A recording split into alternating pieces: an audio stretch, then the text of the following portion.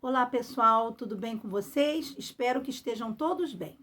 Hoje nós vamos contar um pouquinho da história do pintor Emílio Augusto Cavalcante de Albuquerque Melo, o nosso Di Cavalcante.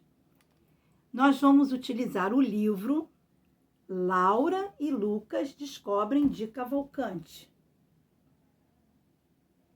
da escritora Isabel Zambujal, da coleção Folha Pintores para Crianças. Di Cavalcante foi pintor, desenhista, caricaturista, ilustrador, muralista, jornalista, cenógrafo e poeta. Ele retratou a cultura e o povo brasileiro. Com a ajuda dos nossos amigos Lucas e Laura, nós vamos contar um pouquinho da vida do Di Cavalcante. Olá, Lucas! Olhe bem essas flores. Elas são lindas, não são?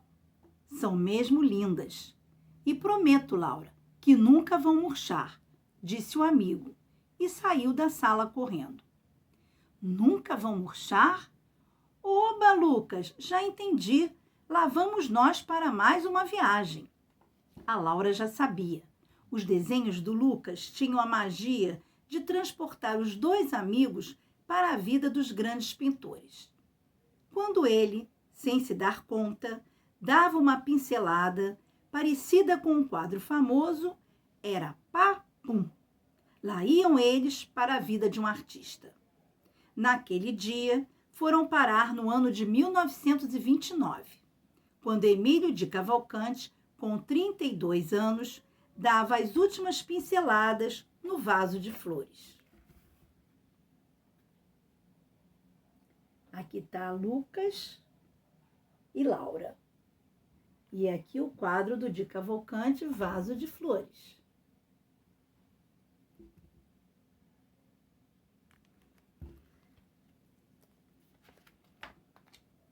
Emílio de Albuquerque Melo nasceu no dia 6 de setembro de 1897, no centro do Rio de Janeiro. E quando tinha 3 anos, se mudou com a família para São Cristóvão. O pai, Frederico Augusto, de família paraibana, tenente do Exército, era casado com Rosália Sena, de tradicional família pernambucana e carioca, que valorizava muito uma educação rica em história, filosofia, literatura e nas artes, principalmente música. Emiliano cresceu sendo carinhosamente chamado de Didi. Aos 19 anos, Emílio Di Cavalcante entra na Faculdade de Direito e troca o Rio de Janeiro por São Paulo.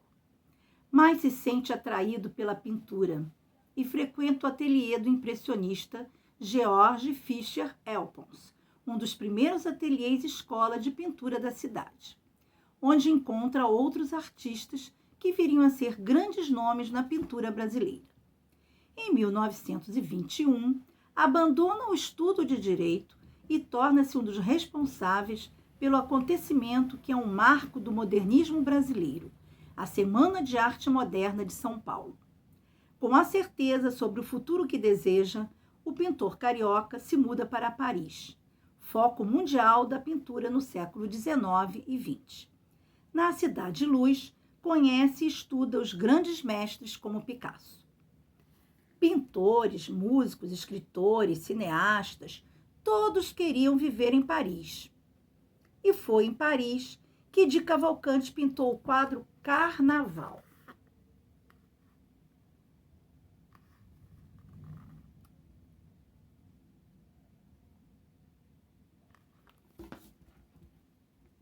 O que eu vejo, Lucas, é que Di Cavalcante estava com muita saudade de casa. Tem razão, Laura, e o seu trabalho foi muito influenciado pelos pintores de vanguarda que conheceu na capital francesa. Já reparou que a composição faz lembrar os quadros dos cubistas, mas as cores intensas e as expressões, os dos impressionistas? Eles estavam reparando o quadro, eles repararam isso no quadro. Influência cubista e expressionista. De Cavalcante viajou para outras cidades europeias, principalmente Florença, observando e estudando para desenvolver seu talento nato. A estadia na Europa e as viagens lhe abriram os olhos para as novas formas de expressão artísticas, para outras formas de pensar. Foi nessa época que conheceu os movimentos que estavam transformando a arte, entre eles o cubismo e o expressionismo.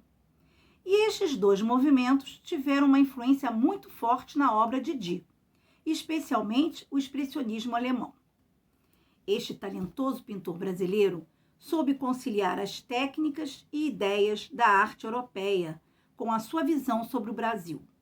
Foi dessa união que nasceu um estilo muito próprio, fazendo com que o seu nome ficasse para sempre na história da pintura brasileira.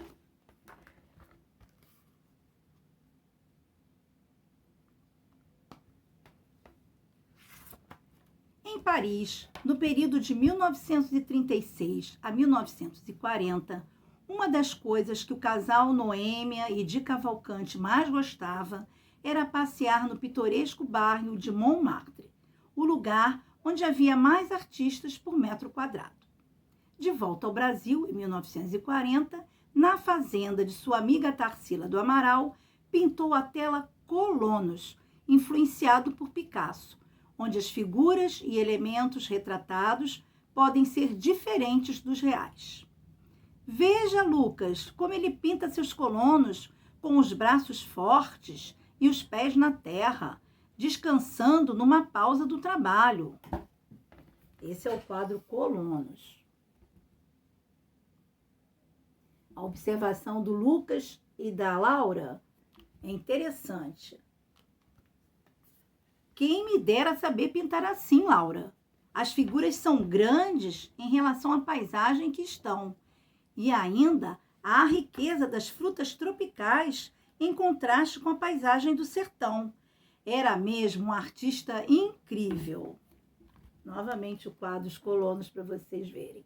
As observações, né, das pessoas maiores, que o fundo lá é menor do que os personagens. Aqui é o Die Cavalcante com a sua esposa Noêmia.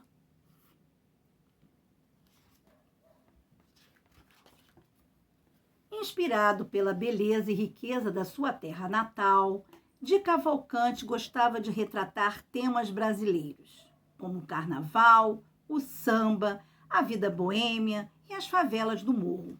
E fez muito bem. O sucesso nunca lhe virou as costas. Os grandes museus, galerias e espaços culturais queriam exibir o seu trabalho. Em 1949, o pintor foi convidado para uma importante exposição na cidade do México e 2 anos depois para participar na primeira Bienal de São Paulo. Foi nesse mesmo ano que pintou um dos seus quadros mais aclamados, O Menino e Natureza Morta, que pelas suas formas multifacetadas é um bom exemplo do cubismo, que muito influenciou o nosso modernismo. Esse é o quadro, O Menino e a Natureza Morta.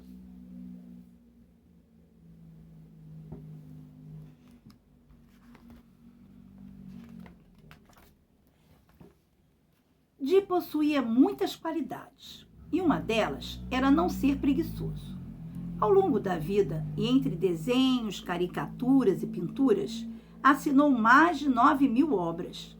No quadro 5 Moças de Guaratinguetá, pintado em 1930, podemos ver o estilo de Cavalcante, com rostos expressivos que lembram os traços exagerados das caricaturas, mulheres bonitas e cores alegres de um país único como o Brasil. Esse é o quadro Mulheres de Guaratinguetá,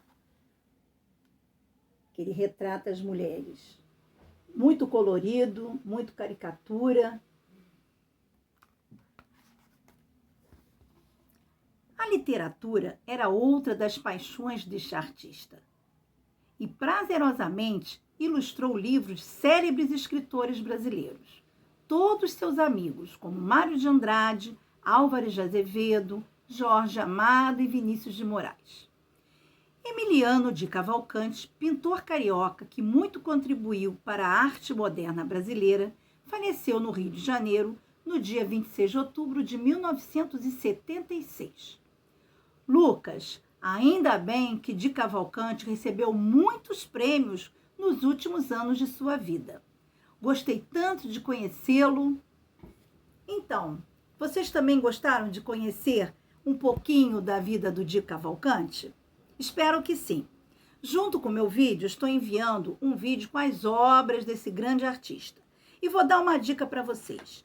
Procurem escolher um quadro do Di Cavalcante, mesmo esses que eu mostrei, esse, por exemplo, do vaso de flores, e vocês tentem reproduzi-lo com a pintura de vocês. Pega um lápis de cor, um lápis de cera, uma canetinha colorida, um papel em branco e tenta reproduzir esse quadro. É uma brincadeira bem gostosa. Vai aí a dica. Uma boa semana para vocês e um grande beijo. Tchau!